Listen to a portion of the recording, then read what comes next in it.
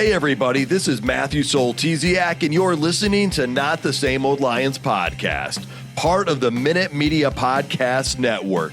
The Detroit Lions are now in a new, grittier era, and we look beyond just the kneecaps when it comes to the analysis. I speak with a variety of guests and interview key players, gaining more insight on what makes this team go. Welcome to another episode.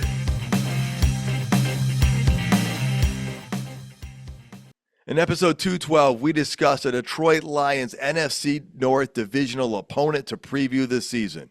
In this episode, we're focusing on the Minnesota Vikings. What can Lions fans expect out of the Vikings' new starting quarterback, McCarthy, as well as the rest of the squad? We'll speak with a reporter who's covered the Minnesota training camp and get a first-hand account to hear what he is expecting out of this squad, plus how he sees the division going down in 2025. That and more. Let's get to it, Lions fans. Hi, this is Billy Sims, and you listening to Not the Same Old Lions podcast. Joining me today is Ren Clayton, the sports reporter for WCCO TV, the CBS affiliate out of Minneapolis. He's covered the Vikings for multiple seasons, and we're lucky enough to have him here to help Lions fans learn a little bit more about a key division rival. Great to have you back on the show, Ren. Yeah, thanks for having me. This is fun. Awesome. Well, you know, the Vikings are coming off a very impressive 14-3 season that a lot of us didn't see coming.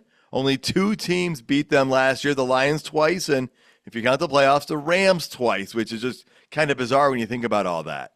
Yeah, I mean the great record, and then the idiosyncrasies of of how it all worked out, and they only could lose to a couple teams. It's interesting if you pick out the Rams, right? Kevin O'Connell's former team. Is there something going on there? Do they know each other too well? And then the Lions, a divisional opponent who just beat up on the Vikings last year, as you well know. Well, it's 2025 now. Different season, different story, perhaps. So let's start with the draft picks. Offensive lineman Donovan Jackson's a newcomer out of Ohio State, first-round guy. I was hoping the Lions might have a chance at him, to be honest with you. And then if we stay on the offensive side of the ball, wide receiver Ty Felton in the third round out of Maryland. And last time the Vikings took a wide receiver out of Maryland, they had pretty good luck for 5 years. And so those are a couple pieces that could add even more support to that ever-important quarterback position. And, well, that's where we have to start here, Ren. It's the biggest change, and not many teams will jettison their starting quarterback after a 14-3 season, but that's what Minnesota did with Sam Darnold. So let's talk McCarthy, the sophomore quarterback who didn't really do much last year because he was injured. What have you seen from him, and how's training camp going so far? Training camp overall has been very good for McCarthy. He passed a lot of the tests as each one has come, really. It hasn't been perfect by any means. I think back to the joint practice the Vikings had against the New England Patriots, it was a 2-day joint practice. And the first day, McCarthy didn't really look very good. You know, he had some incompletions, he had some interceptions, and just wasn't as accurate as he would like to be. He considers himself a very accurate quarterback. I think last week he said, I'm as accurate as anyone out there, or I like to think I am. He's confident in that way. Now, day 2 of those joint practices, he looked really good. Like, he was zipping the ball in, connecting with a couple different receivers, Jordan Addison twice for 2 touchdowns in the 11-on-11 part, which is the most fun part, really, of training camp, when they do joint practices and they get this real competition, real reps, and all the ones are going against each other. McCarthy has looked really good. He said all the right things. He's really personable and charismatic. People already kind of have latched on to him. He's a smart guy. And he zips the ball in. That's something that we noticed last year, and a lot of people were talking about last year when they finally got a chance to watch him up close. The ball looks nice coming out of his hand. His receivers have said that last year and this. But there is, if I had to predict what would be to happen, there will be some bad games. You have to imagine, right? He's practically a rookie. He's never played an NFL regular season snap. He's a rookie. He's 22 years old. He's younger than most rookies in any position in the NFL, still in technically his second year after that season-ending injury last preseason. So yeah, I think we've seen every once in a while he'll have a bad practice. He'll make some bad decisions under pressure, trying to escape the pocket and getting a little flustered and making some poor throws and poor decisions. And so yeah, I think there will be a couple bad games. I think there'll be a lot more good than bad. But I think they're heading in the right direction. but it's, it's a foreign quantity, unknown thing right now. As we all know, NFL quarterback is the most interesting position, but you never know until they actually play the games. Yeah, and you said it, the 11 on 11's a very exciting part of joint practice. I was at the Lions Dolphins joint practice, their first one, and that's the best because again, a lot of those starters aren't playing in the preseason, so that's when you get to see that action. So the expectation is that JJ is going to be a little bit better than Sam Darnold, at least in the long run, if not right away. Is that what you're seeing right now? I know you already said you're expecting some ups and downs because it's going to be his rookie year, but are you seeing a guy who you think is going to be more talented? I think the ball coming out of his hand is noticeably different. Now, I'm no quarterback expert, but yeah, I think as far as you're saying, the throwing talent is probably better than Sam Darnold, and I think most people would probably agree with that without considering that to be a controversial statement. Sam Darnold was inconsistent, especially as the season went on last year. We all know what Kevin O'Connell did with Sam Darnold, and now he's a starter in Seattle, and he got paid a nice big deal after having a really overall good season. And Kevin O'Connell has now had 2 years with JJ McCarthy, where he didn't have quite as much time with Sam Darnold. Now, they're very different quarterbacks. McCarthy likes to use his legs, and that was another test that he passed in that first preseason game. He only played, I believe, 12 snaps overall in the preseason. But one of them was a nice little scramble very early in his first drive for a first down on a third down and to move the chains. And that was something everyone, perked up and was like, well, the injury is a thing of the past now, now that he's moved around, and that was one of his calling cards in college, and one of the reasons that the Vikings wanted him is his mobility. That's another reason and another way that he's more dangerous than Sam Darnold. All right, you've talked about a couple of things then, right? The ball coming out differently, his scrambling ability. Obviously, JJ doesn't have the experience that Sam has, but what is it that you think will help him succeed in the Minnesota offense this year, even though he's going to be so young? Yeah, I think the offensive line is short. I'm sure we want to talk about that a little bit later. They made a big change. They got a whole bunch bigger and theoretically better. We haven't seen them in real games yet, but and we talk about all the weapons they have. Justin Jefferson has raved about JJ McCarthy for 2 years now, or for almost 2 years now. And his chemistry with Jordan Addison has really jumped out because Justin Jefferson hasn't really been around. He's been injured for most of training camp. Just came back to practice a couple practices ago. But as I said in the joint practice and beyond, Addison and McCarthy have already a really good receiver quarterback chemistry. Just all the talent that he has around him. I don't think it will be a completely smooth ride, like I said, but I think McCarthy will have a pretty good year with all the talent, and pretty much he's the big question mark in the whole team. Everything else is more of a known quantity, a lot of veterans and a lot of proven good players in the NFL. So it's just up to him to answer all those questions that everybody has about the starting quarterback here in Minnesota. That makes a lot of sense. And obviously, with the head coach, they've got to have a high level of confidence in order to make the moves they have made. So let's talk about that offensive line, though, because that's going to be crucial, giving him time to play, giving him time to pass. Donovan Jackson, I already mentioned, was the big draft pick. But what's the offensive line going to look like this year, and what are you expecting?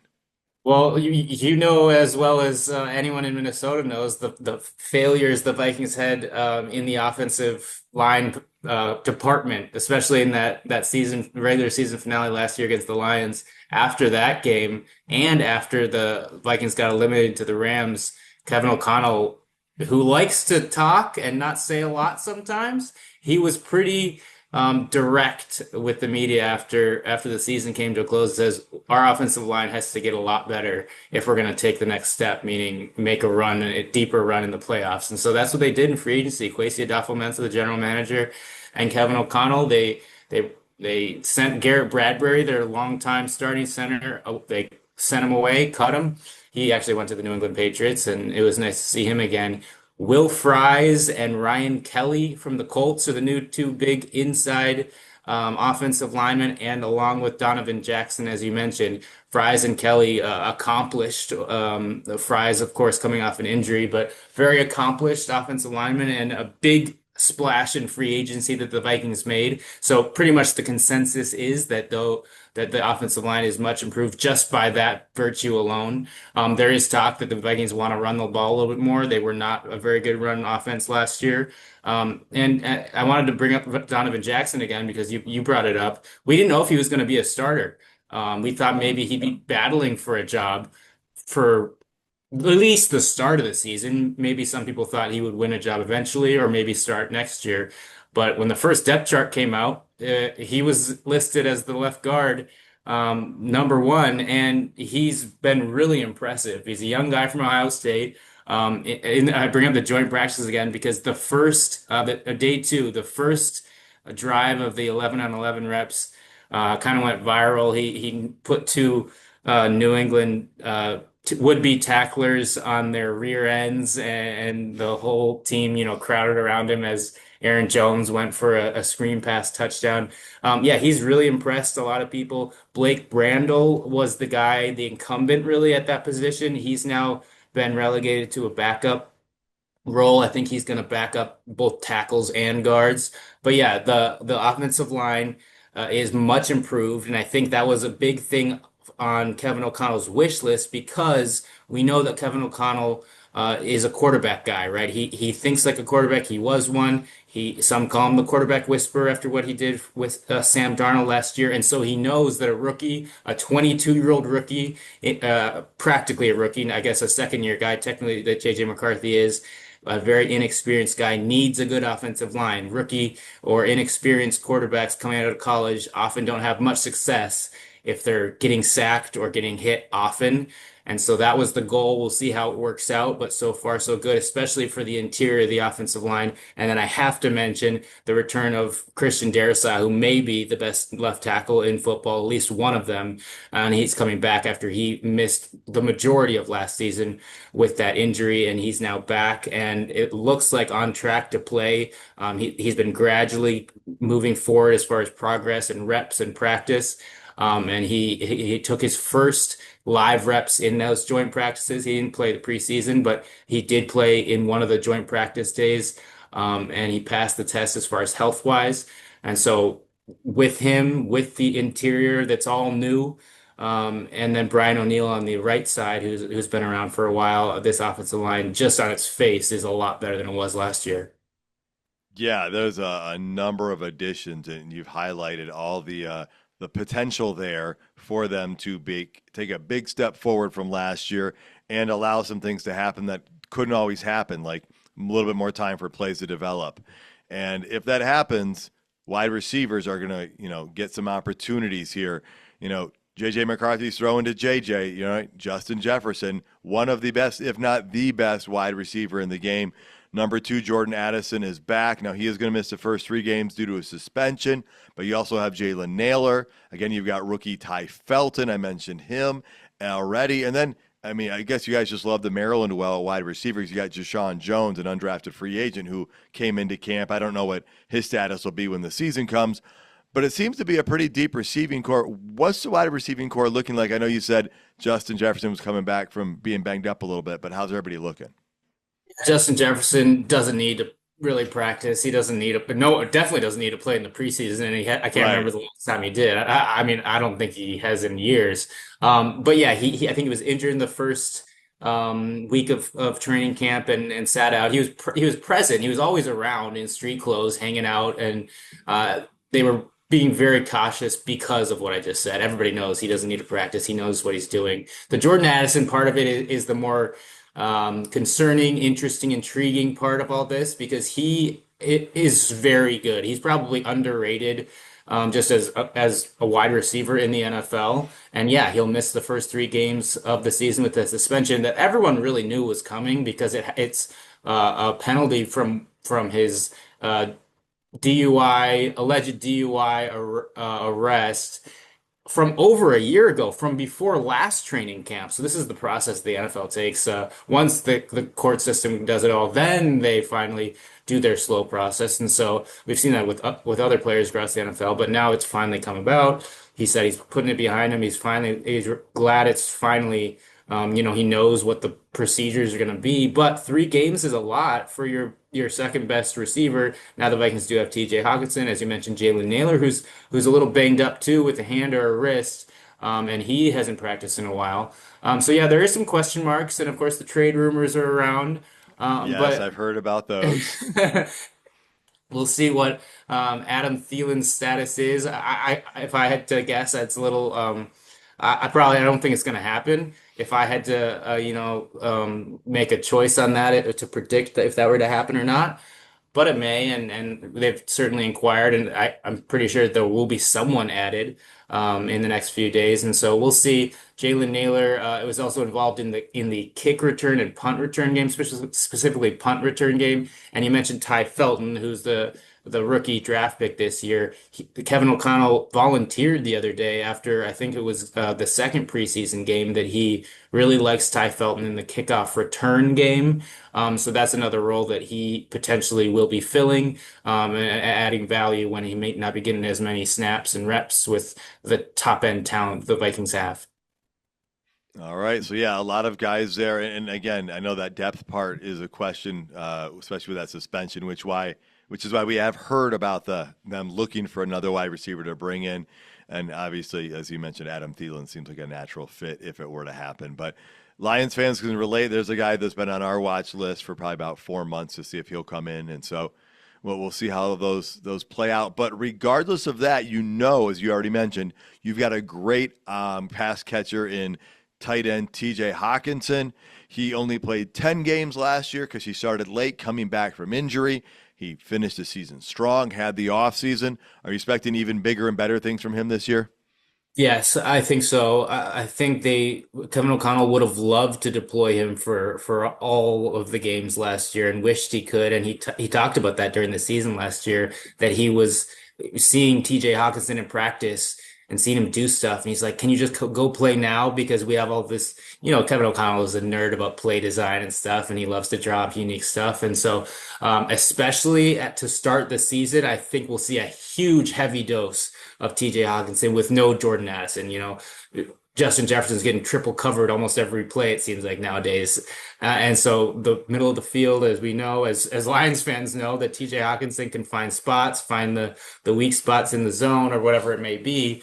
So yeah, I think the game plan has to be, and I think O'Connell has alluded to as much, that TJ Hockenson is going to be a huge part of the offense this year throughout, and especially the first part of the season.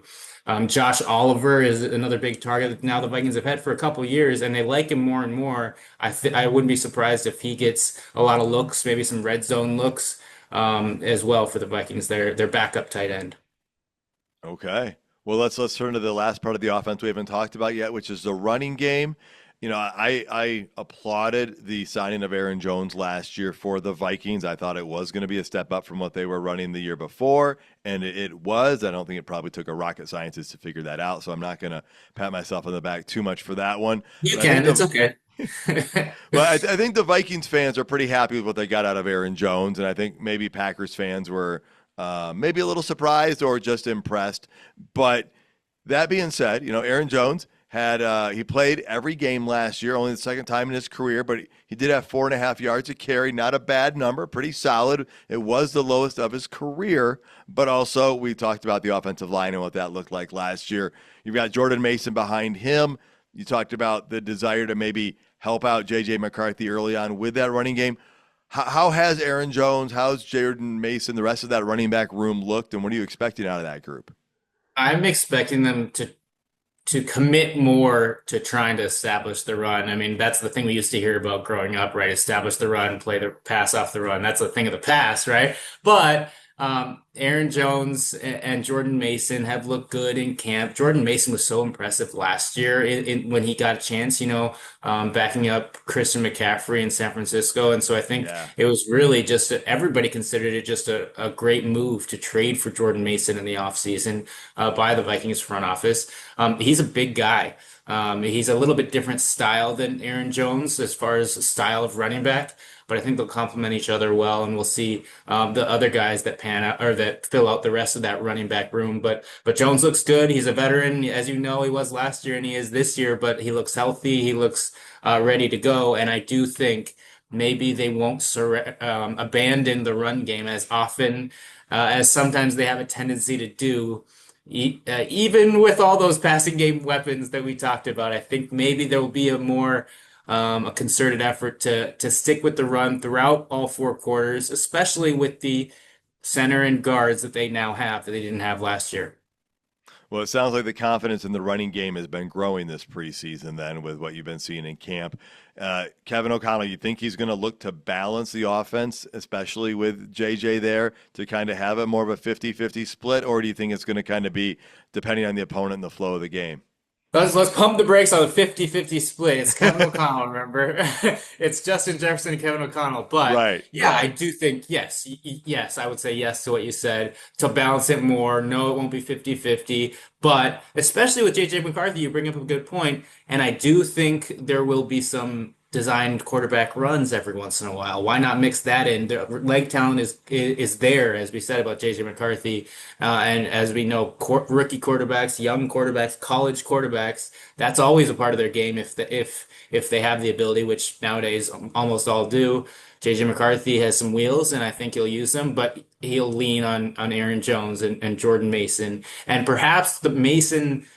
His percentage of touches versus Aaron Jones increases versus the backup last year to Aaron Jones's snaps. I can see that being not an even split, but maybe Jones getting up there in age for a running back surrenders a few more touches to the backup.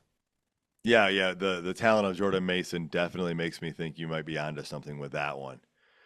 Well, let's jump over to the defense. Brian Flores has not gotten a head coaching job, so he's still there as a crazy aggressive and probably I don't want to say intimidating, but his defenses are impressive. Let's put it that way. And when you watch a game against Minnesota, you know you're going to be tested because he's going to throw everything at you. Does a great job, never-ending pressure by that group last year. Let's talk about the front seven. You got Allen, Grenard, Cashman, Van Ginkel, and then some. I mean, it was super talented. Do you think they're going to pick up where they left off? How's that front four and those linebackers looking?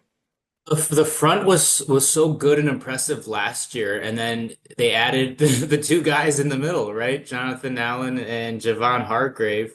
Yeah, They did trade away a captain, a really well-liked captain, in Harrison Phillips up the middle because I believe the reason is because they feel they have so much, they're just overflowing with depth at that, defensive lineman, defensive tackle position. And then so maybe Harrison Phillips, a little more expensive, was expendable.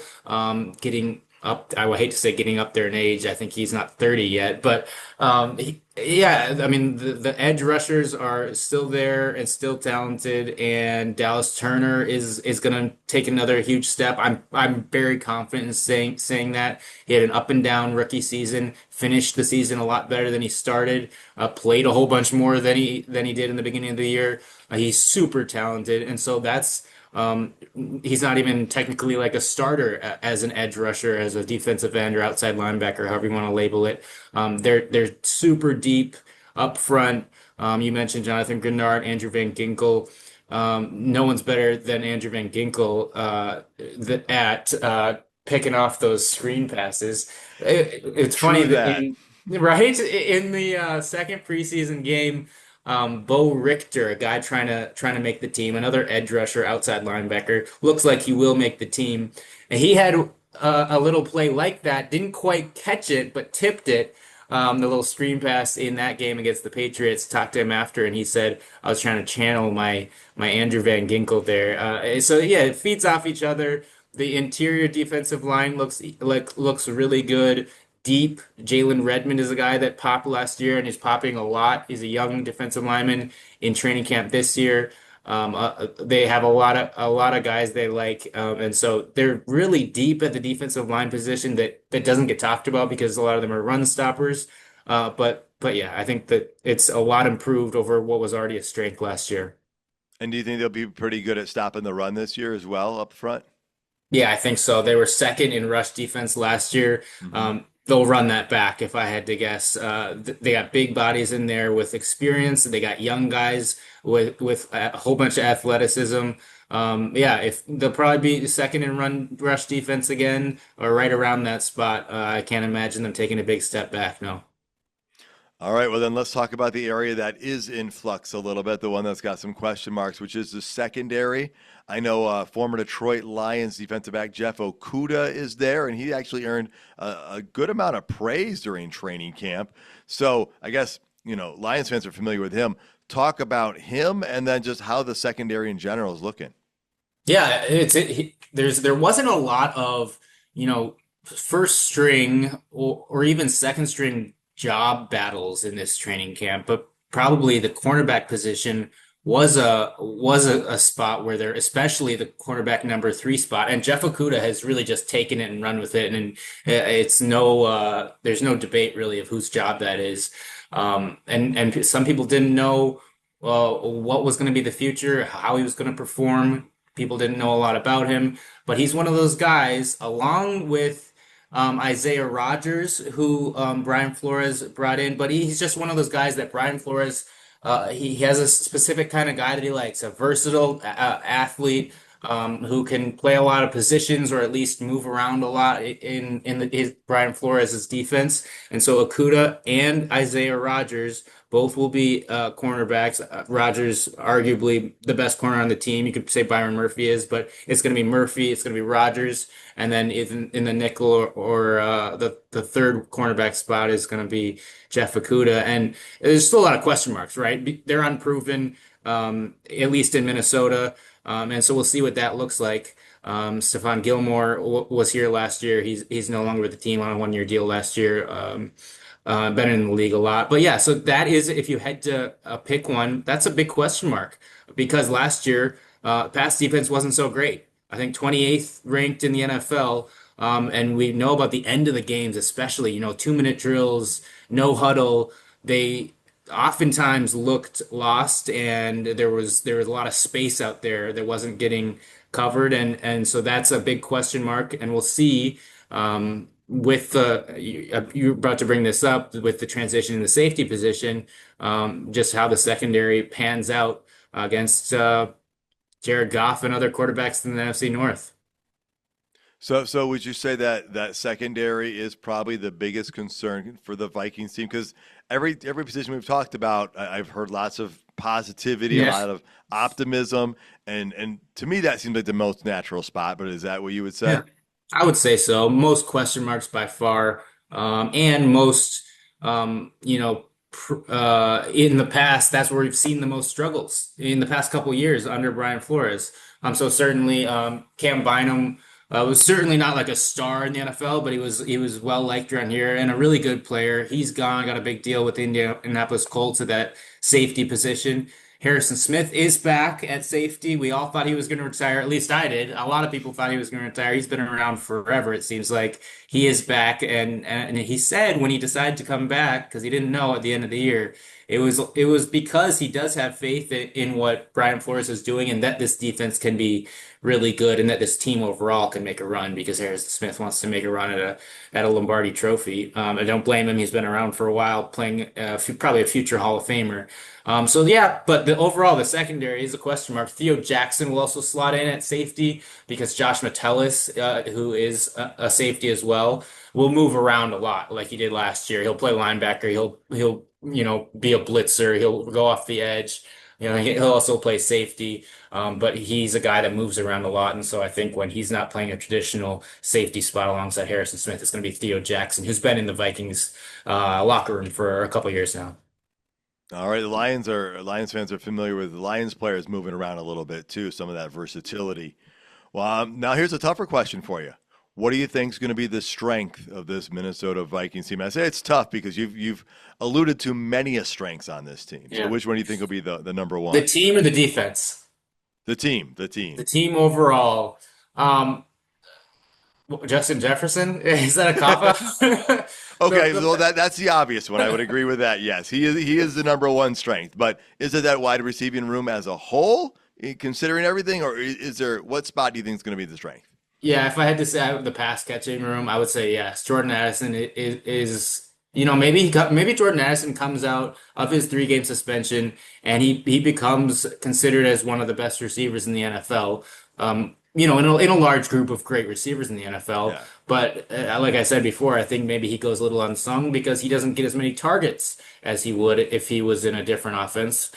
Justin Jefferson, I think, is the best receiver in football, and TJ Hawkinson is, you know, one of the best tight ends, if not the best pass catching tight ends in football. And so then the question becomes the person feeding the ball, right? On JJ Yeah. McCarthy's good days, and if I had to take a guess, I think there'll be some really high highs for McCarthy as far as games on the schedule, and probably some really low lows because we can't just expect him to be super consistent right away when he's never played an NFL game, a regular season one. I think there'll be some really, really good games where he throws a bunch of touchdowns and racks up big numbers.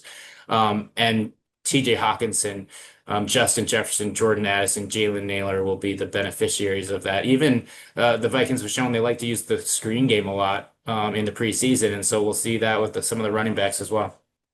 Well, and even when Vikings had a carousel of quarterbacks 2 seasons ago, Hawkins put up great numbers. You Yeah. know, JJ put up great numbers. So Yeah. even though I agree with you, I do think that McCarthy's going to have some great games and some probably not so great games just as a learning curve.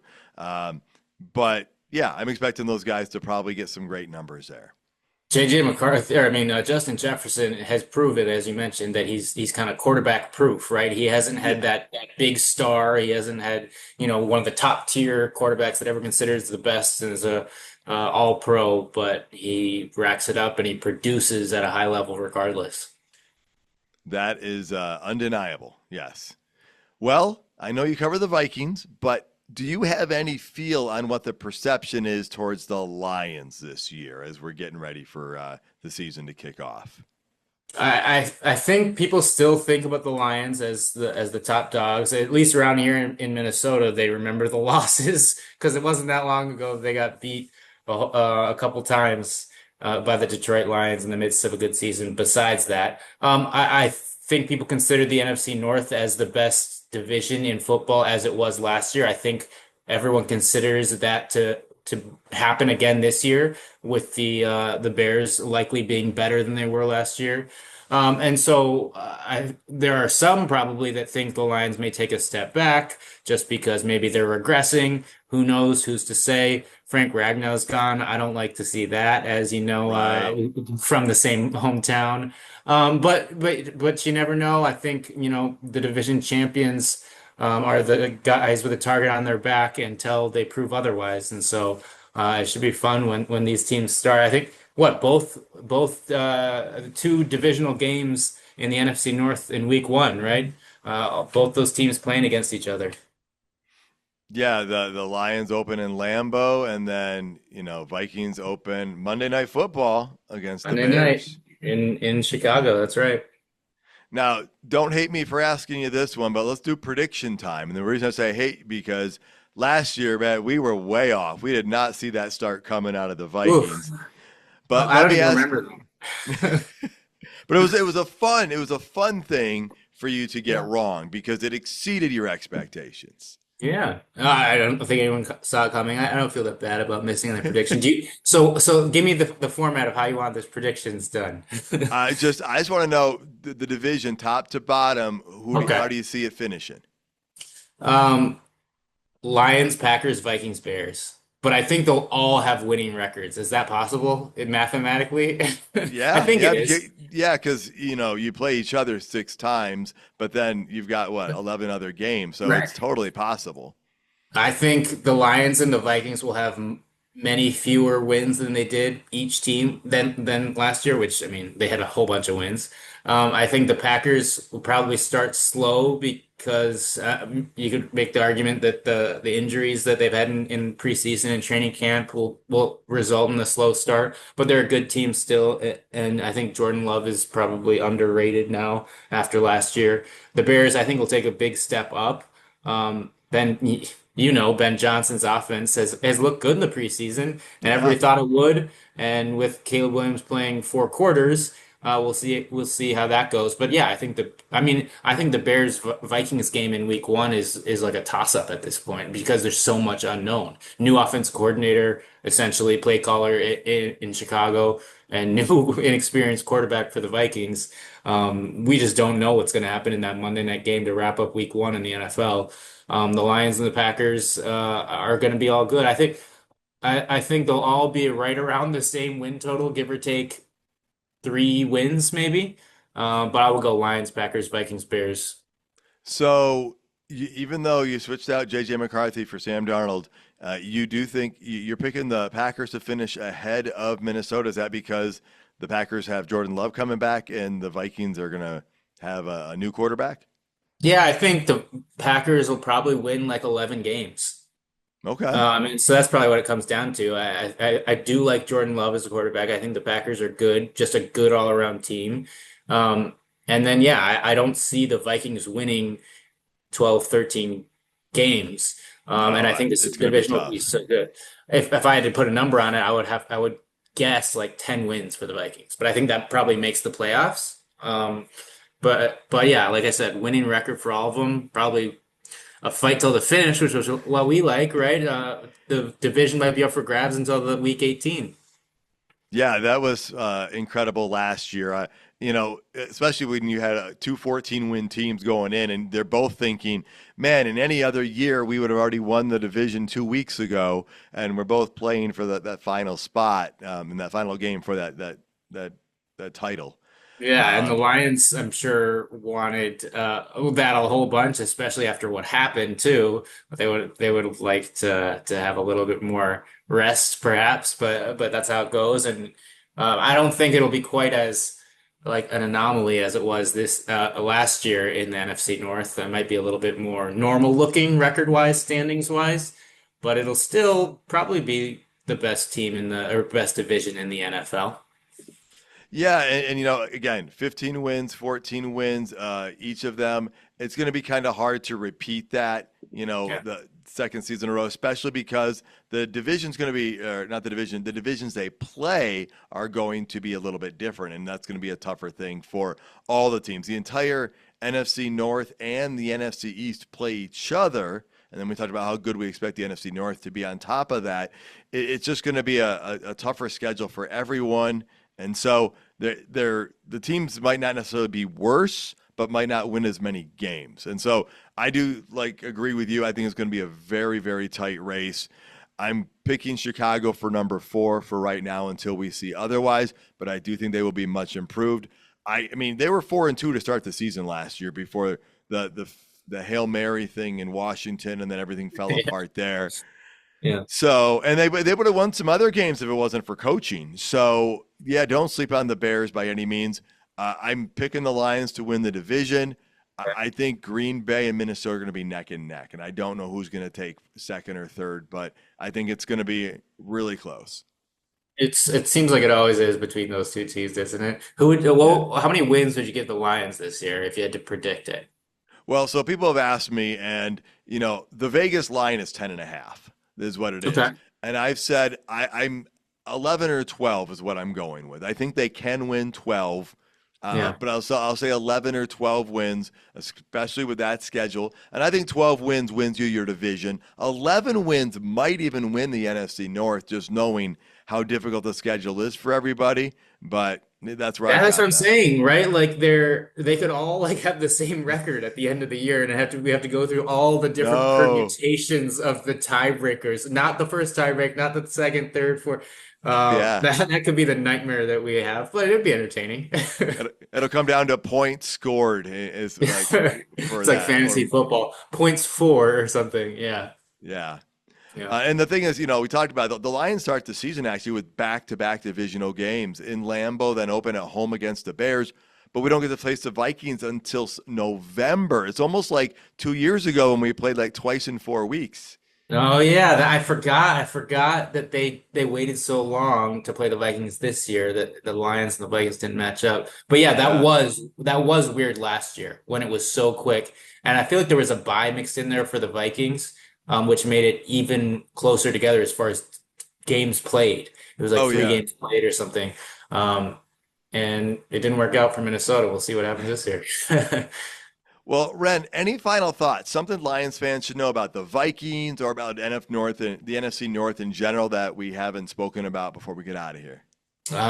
Nothing much except for I think Will Reichert is gonna set the NFL field goal distance record. Dude has a Oh, leg. He didn't play well in that last game against the Lions last year. He had just recently a couple games before that come back from an injury after he started his rookie year. First several games perfect, and hit a whole bunch of deep field goals. He's out in his second year. Super quiet guy, super nice guy out of the University of Alabama. But Kevin O'Connell has all the faith in him and putting him in there, when he's at midfield. And we've seen in the preseason all these long kicks. That's the trend. Everybody's doing it. The guy in Dallas just did it. So I think we might see that record get broken a couple times this year. And I think Will Reichert is going to be one of them. all right. Well, Will Riker does have competition in Detroit with Jake Bates because we know he's got a pretty strong leg. And you're Yeah. right. We are seeing, we saw that 70-yarder in preseason. So if the situation's right, a coach might give them an opportunity, but we'll keep our eye on Will Reichert, and let's just hope it happens against the Packers or the Bears or somebody else outside the division. Yeah, but I was gonna say it's nice to kick indoors, isn't it? So Detroit, we'll And see. Minnesota, yeah, Yeah, exactly. It's nice Minnesota. having those dome stadiums in the wintertime. That's right. Ren, thank you so much for joining the show today. Really appreciate all those insights. Thank you so much. Looking forward to the season. As am I. And again, folks, that is Ren Clayton, sports reporter for WCCO TV, the CBS affiliate out of Minneapolis.